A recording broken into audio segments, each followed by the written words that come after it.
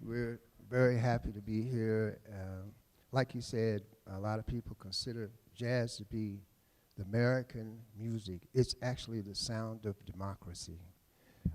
You can go anywhere in the world right now, everybody loves jazz. Well, how did we get to that point? Speaking of a change agent, if you examine what has happened in the story of America, you'll see jazz everywhere, everywhere. Let's look at the media.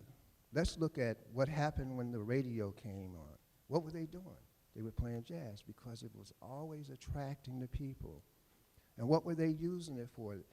The radio at that time was bringing the whole United States, all of the products from the companies, and they needed something else. So they started broadcasting what? The concerts, the jazz concerts, the bands that the people on the other side of the country heard about.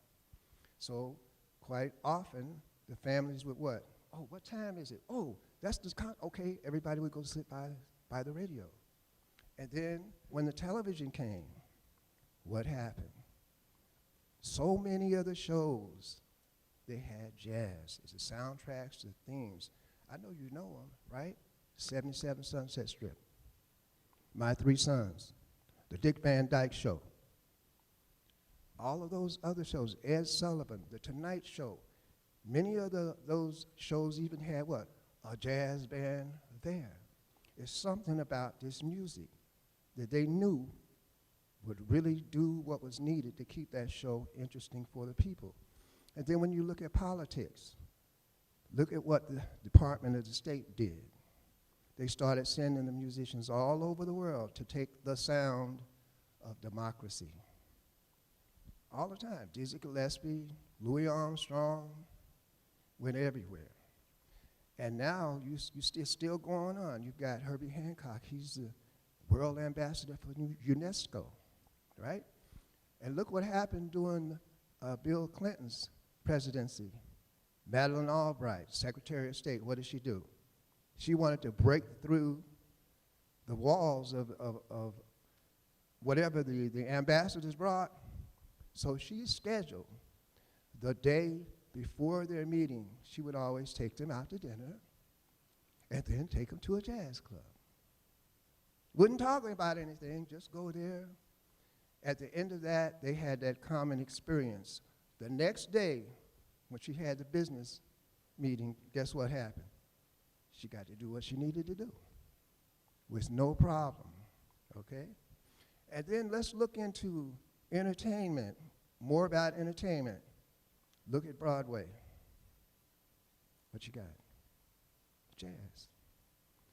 It always helped to change everything in the community and in the world, right?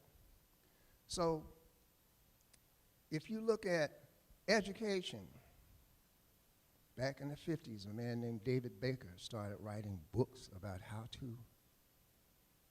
to do jazz, right?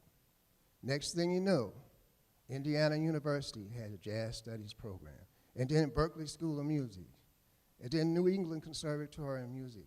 And right now, all the major universities and many of the mid-major universities have a jazz studies program because everybody wants to know about this stuff, you know? All of a sudden it's validated all over people go there from all over the world to get next to this stuff. First of all, I hope you'll be interested enough to go and check on these things for yourself and tell your friends about how jazz has been a change agent for the whole world. So we're going to go ahead and play a couple of songs for you, okay? And the first thing we're going to do is we're going to see if you will help us put this song together, okay? Mr. Drummer, could you give me a nice beat right there?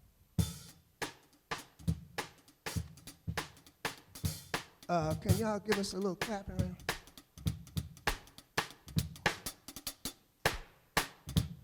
That sounds good. Yeah. All right, watch this.